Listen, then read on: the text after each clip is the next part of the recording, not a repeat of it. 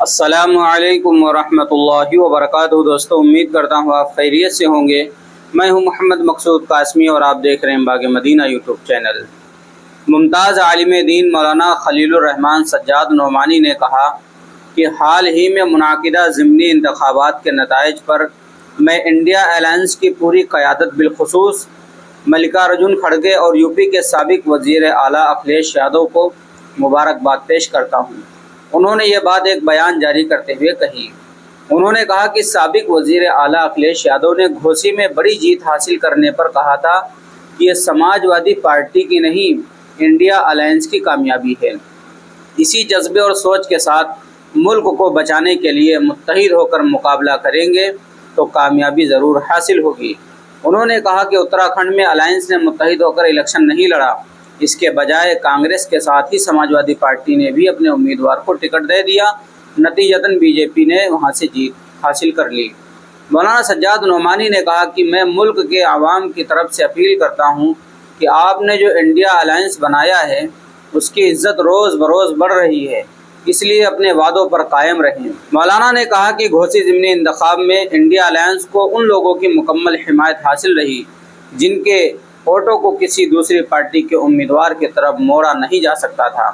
خاص طور پر دلت برادری کو بہوجن سماج وادی پارٹی کا مضبوط ووٹ بینک سمجھا جاتا ہے، لیکن انہوں نے بھی گھوسی ضمنی انتخاب میں اپنا قیمتی ووٹ انڈیا الائنس کے امیدوار کو دیا۔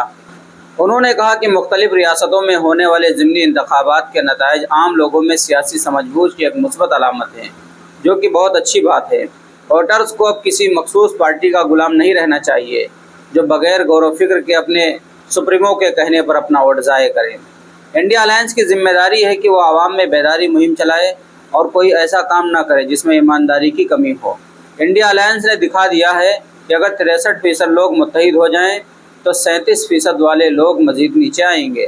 مولانا خلیل الرحمان سجاد نعمانی نے ایک بار پھر کہا، میں تمام اہل وطن سے اپیل کرتا ہوں کہ ہر ذمہ دار بھارتی گاؤں محلوں میں جائے اور ہر گھر میں ووٹر شناختی کارڈ چیک کرے اور نام پتہ تصویر میں جو بھی غلطی ہو اسے درست کرانے میں ہر ممکن مدد کریں۔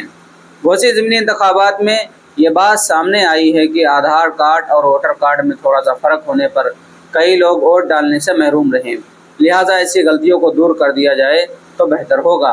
انہوں نے کہا کہ میں مساجد کے ائمہ حضرات، اساتذہ، ڈاکٹرز، وکلاء، تعلیم یافتہ بہنوں اور سماجی کارکنان سے کہنا چاہتا ہوں کہ آپ سب اپنی ذمہ داری کو سمجھیں اور گھر گھر جا کر ووٹر آئی ڈی کے معاملے میں لوگوں کی مدد کریں۔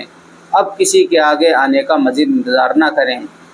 دوستو، بہت ہی اچھا بیان جاری کیا ہے مولانا خلیل الرحمان سجاد نعمانی صاحب نے۔ آپ حضرات نے پورا بیان سن بھی لیا ہے، اب آپ حضرات کا اس کے متعلق کیا کہنا ہے؟ جیسا بھی آپ کو لگ رہا ہو نیچے کمنٹ باکس میں اپنی رائے ضرور دیں۔ پہلی بار آئے ہیں چینل پر سبسکرائب بھی کر سکتے ہیں۔ چلیے دوستو، پھر ملتے ہیں انشاءاللہ جلدی کسی نئے ویڈیو میں کسی نئے ٹاپک کے ساتھ۔ السلام علیکم ورحمۃ اللہ وبرکاتہ۔